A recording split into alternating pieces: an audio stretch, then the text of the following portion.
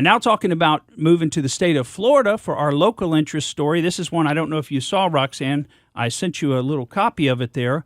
But this is a very interesting story because it's such an echo of what happened a few years ago when Governor DeSantis was running for governor.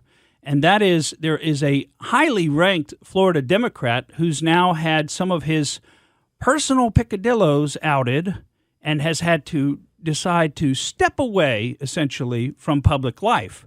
This was the incoming minority leader for the Democrats in the Florida House. His name is Ramon Alexander, and he represents an area that's up north and west of Tallahassee. It's basically Gadsden and part of Leon County, and the part of Leon County is kind of like southwest of Tallahassee. It's not a plainly drawn district, but you can pull it up and look at it. So it's basically Quincy, if you know that town. A lot of people don't. These are small towns in the Panhandle. Pat, you know it. Chattahoochee.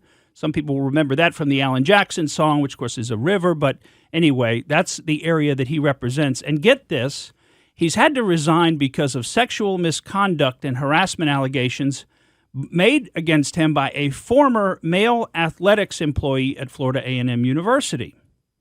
Now, he's admitted, apparently, to having a consensual adult relationship with this former college employee. But here's the kicker, get this, behind his wife's back. So he was having an affair behind his wife's back with a man who worked at Florida A&M University in the athletics department. Now, this guy's got 2 kids. You know, he's a fairly young guy. You know, he's not even 40 years old yet. And it's interesting, I was going to say, on his Florida House of Representatives profile, he makes sure to mention that his religious affiliation is Baptist. So that's good to know. Okay, lives in Tallahassee and been in the Florida House of Representatives since 2016, but now is going to have to step away from public life and decided not to seek re-election. And this just seems like an echo of the Andrew Gillum story. And folks, what a bullet we dodged with Andrew Gillum. You know, because Governor DeSantis only won by a little more than 30,000 votes. I mean, it was a slim margin. He was a hair's breadth away from being our governor. Can you imagine how the pandemic would have gone in the state of Florida if we had an Andrew Gillum as governor? We'd still be shut down. We'd be shut down. We'd all be having to wear masks everywhere. It would have been awful. Now, on the good side, maybe everybody wouldn't have come here from other states to escape those totalitarian regimes, and so we could still afford things in Tampa. I didn't think about that. But, that's kind of a joke, too, because, I mean, it's great that we have people coming here. Our economy is doing really well. The governor's pointed that out. We've got a booming economy. It's a little tough for some of us that have been here a long time because prices are getting a little bit out of control, and we're seeing that every day. Now we're seeing it at the pump. You know, we warned you about that the prices at the pump were going to go up, but I didn't expect they were going to go up this fast. This is crazy. I mean, you saw what happened in the last week. It went up 30 cents a gallon. It's now $4.50 a gallon. They call it officially $4.49. That is the record high price in our state. And that's just the average price. So, you know, some places probably, I'm guessing Miami, you're going to see prices over that amount. Maybe a few places like maybe Quincy, you'll see prices under that amount. These are just guesses, but that's usually how it goes. But the average price right now in the state of Florida is $4.50 a gallon, and that's the one you see driving around here in the Bay Area. That's the one I saw over the weekend when I was driving around. And folks, I don't think it's going to stop there.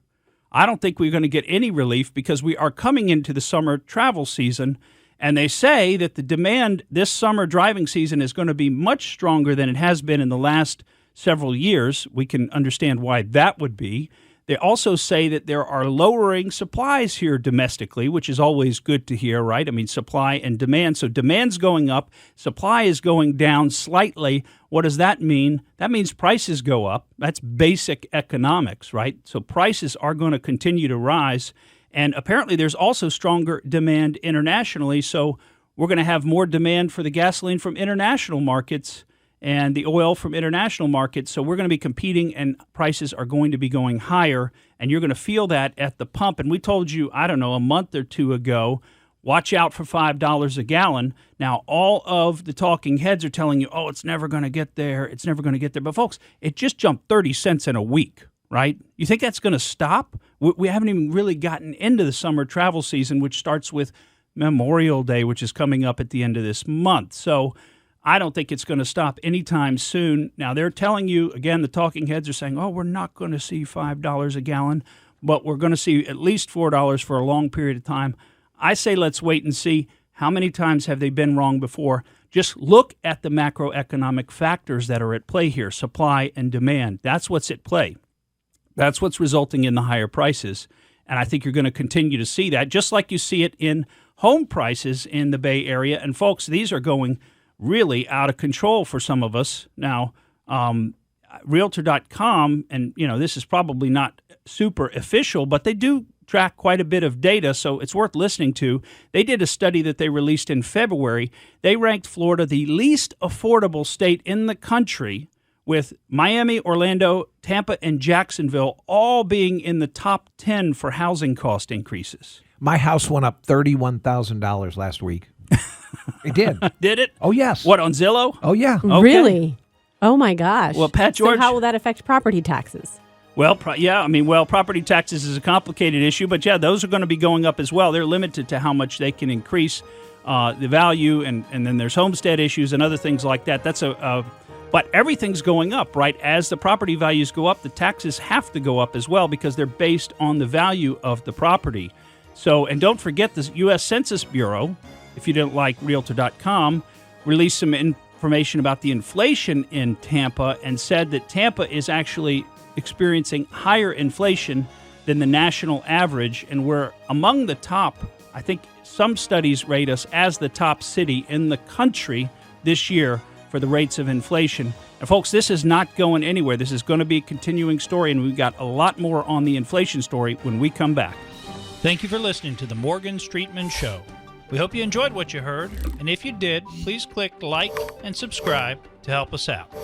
And remember that we recommend that you exercise your brain at least once a week.